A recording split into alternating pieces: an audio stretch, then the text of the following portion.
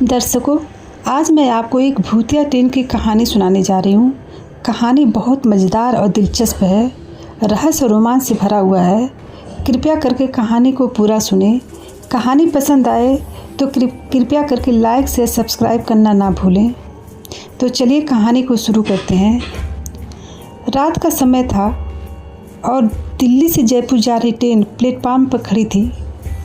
Train की आखिरी bogie में सुमित नाम का एक युवक चुपचाप बैठा था। सुमित को जयपुर में अपने काम के सिलसिले में एक बेहद महत्वपूर्ण बैठक में शामिल होना था।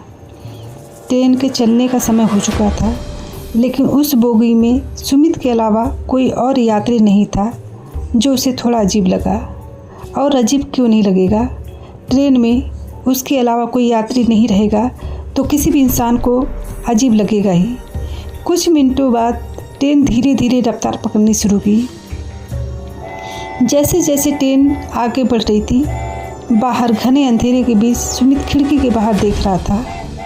वह थोड़ी देर के लिए आराम से बैठा रहा, लेकिन अचानक उसे अजीब सी बेचैनी महसूस होने लगी। ट्रेन की खिड़कियों से गुजरता अंधेरा अब और भी घना और रहस्यमयी लगने लगा। तभी ट्रेन में एक झटका लगा और सुमित की सीट के पास से अचानक एक अजीब सी ठंडी हवा का झोंका गुजरा। वह चौकन्ना हो गया। उसने चारों ओर देखा, लेकिन ट्रेन में कोई नहीं था। उसे ऐसा महसूस हुआ जैसे कोई अदृश्य शक्ति उसके पास से गुजरी हो। उसकी धड़कनें तेज हो गई, पर वह खुद को संभालते हुए चुपचाप बैठा रहा और राम नाम का जाप करने लगा। कुछ समय बाद ट्रेन की रफ्तार अचानक धीमी लगी। सुमित ने खिड़की से बाहर देखा, लेकिन वहाँ कोई स्टेशन नहीं था। ट्रेन एक वीरान इलाके में खड़ी हो गई थी। उसने सोचा कि शायद किसी तकनीकी खराबी के कारण ट्रेन रुकी होगी। सुमित ने उठकर बाकी डिब्बों में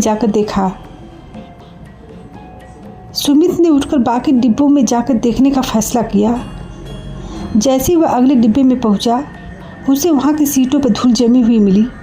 ऐसा लग रहा था जैसे इस डिब्बे में सालों से कोई बैठा ही नहीं था। सुमित को यह देखकर बहुत बड़ा झटका लगा। उसने अगले डिब्बे में झांक कर देखा। वहाँ पर भी यही हाल था।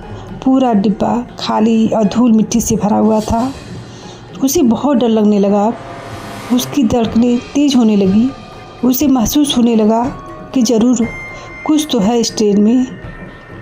अचानक उसे एहसास हुआ कि ट्रेन में कुछ अजीब हो रहा है।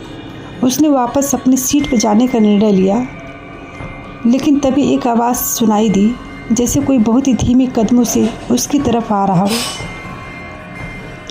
सुमित ने पीछे मुड़कर देखा, पर वहाँ कोई नहीं था। वह डर के मारे कांपने लगा। तभी उसे एक औरत की धीमी हंसी सुनाई दी।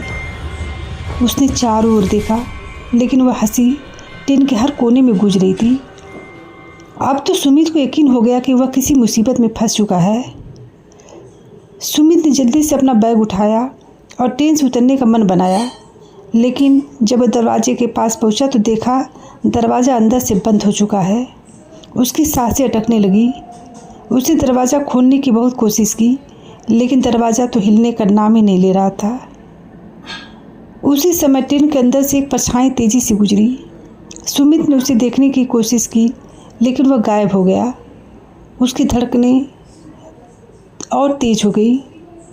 उसे लगा कि अब वह यहाँ से कभी बचकर नहीं जा पाएगा। तभी अचानक ट्रेन फिर से चलने लगी, लेकिन इस बार ट्रेन की रफ्तार बहुत तेज़ थी। सुमित अब पूरी तरह डर चुका था। उसे कुछ समझ ही नहीं आ रहा था कि वह अब क्या करे। कुछ देर बाद ट्रेन अचानक से एक सुरंग में घुस गई। सुरंग के अंदर इतना अंधेरा था कि सुमित को अपने हाथ भी दिखाई नहीं दे रहे थे। और फिर सुरंग के अंदर ही ट्रेन ने एक जोरदार झटका लिया और रुक गई। सुमित ने घबराते हुए इधर उधर देखा। ट्रेन की बत्तियां बुझ चुकी थी और हर तरफ घुप अंधेरा था। वो अब लगभग चीखने की हालत में था। तभी एक धीमी आवाज़ में किसी ने उसका नाम पुकारा, सुमित। वह तुरंत मुड़ा, लेकिन वहाँ कोई नहीं था। सुमित ने डरते हुए अपनी जेब से मोबाइल निकाला, लेकिन उसका मोबाइल भी काम नहीं कर रहा था। उसकी आंखों के सामने अंधेरा और गहराता जा रहा था। तभी अचानक ट्रेन की खिड़की के बाहर उसे कुछ दिखाई दिया।